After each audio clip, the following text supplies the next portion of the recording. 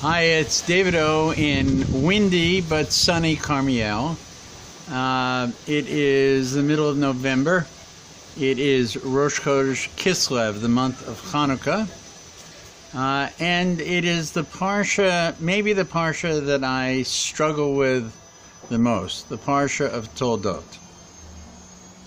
It's the Parsha of the brothers, of Yaakov and his older brother Esav, the twins, the children of Yitzchak and Rivka.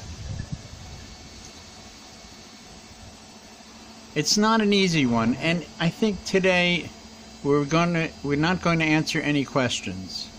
We're just going to make the questions, and you're going to have to wrestle with them too, just as much as I do. I'm in a strange position right now. The camera is in the house, and I'm just outside the house. And the reason is because it's very windy and the wind breaks up the microphone. So I'm hoping it won't be too windy for the purposes of the recording. So it's kind of splitting the difference here. I'm just going to close the door a little bit. There we go. Okay. All right, so let's talk about it. Here's my question. It says that Rivka loved Yaakov, and it says that Yitzchak loved Esav. We all understand why Rivka loved Yaakov. He was a good learner, he was a nice boy, he listened to his mom, all those good qualities. But why, my question for today, why did Yitzchak love Esav? Some of the reasons are given is his blindness. He was blind somehow to the faults of Esav. Another one is that a father favors the child who has the needs the most. Another one is that although one was good and one was evil, Yitzchak and Esav shared many character traits. Another one was that Esav was extremely good at respecting his father. The reasons are unclear, but Rabbi Gamliel says that he himself was wonderful at serving and observing the requirement of kavod, of honoring his father, but not as good as Esav was. The implication in all of these things is that somehow Yitzchak was fooled. Yitzchak was fooled by Esav. I have to tell you, I have a lot of trouble with this, because the assumption is that somehow Yitzchak just wasn't sharp enough to recognize what his son was. I would say differently. The potential of Esav was tremendous. He had all the qualities of leadership. And by the way, I want you very carefully to read this week's Parsha and the following Parshas about the two brothers without any commentary first.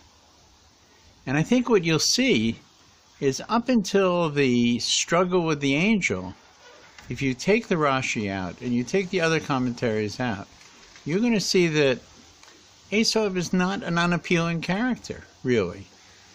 He may not be a scholar, but he certainly seems like a decent person who maybe doesn't have exactly the right values, but, you know, our description of Esav as a murderer, a rapist, and all those awful things doesn't come from Pshat. It comes from the commentaries. It may come from the commentaries that assume that Esav and Romulus and Remus are the founders of Rome and of the suffering that the Jewish people had under the Christian domination for such a long time. It may come from many historical elements as well. Legitimate ones, absolutely legitimate ones. But I don't think you'll find it in the Pshat.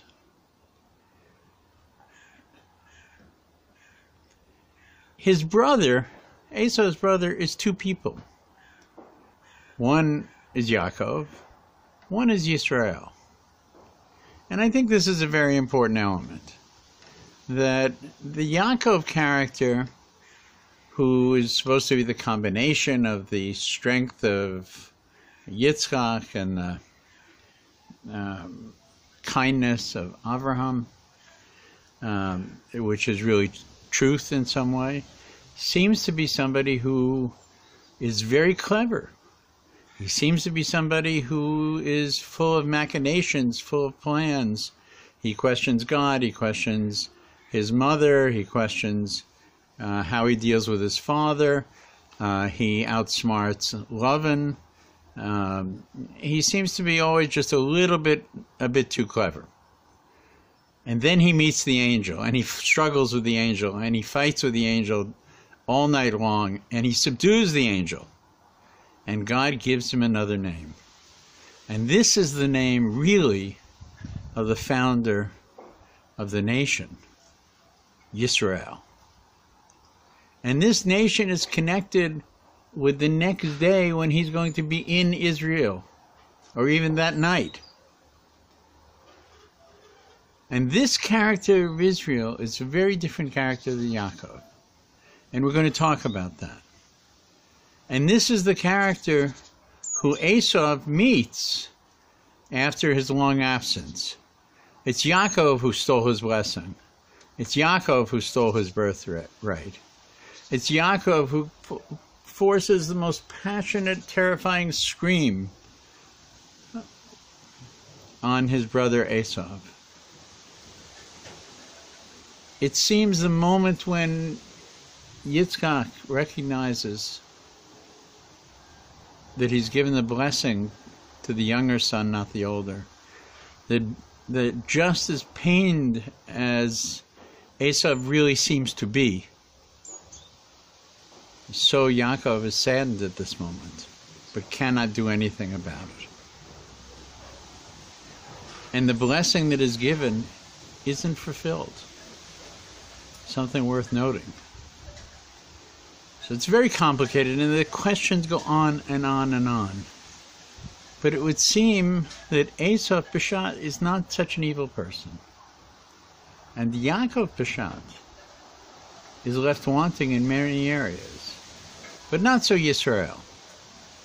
There must be some connection between his victory over the angel, his connection to the land of Israel, his return to the land of Israel, that makes the younger son able to fulfill the missions that were predicted at the beginning. And it also seems, perhaps, that Esau is able now to make peace with Yisrael. So those are the questions. Where is the land in the story? Where is the Aliyah in the story? How do we explain the two natures of these people, Peshat and Drash? I told you the questions would be unanswered. We'll talk about it a little bit more next week as the story goes on. Wishing you Shabbat Shalom, Parsha TOLDOT, and Kislev, the month of victory. Kislev, the month of Hanukkah. Wishing you well. Shabbat Shalom, David Ostriker in windy Karmiel.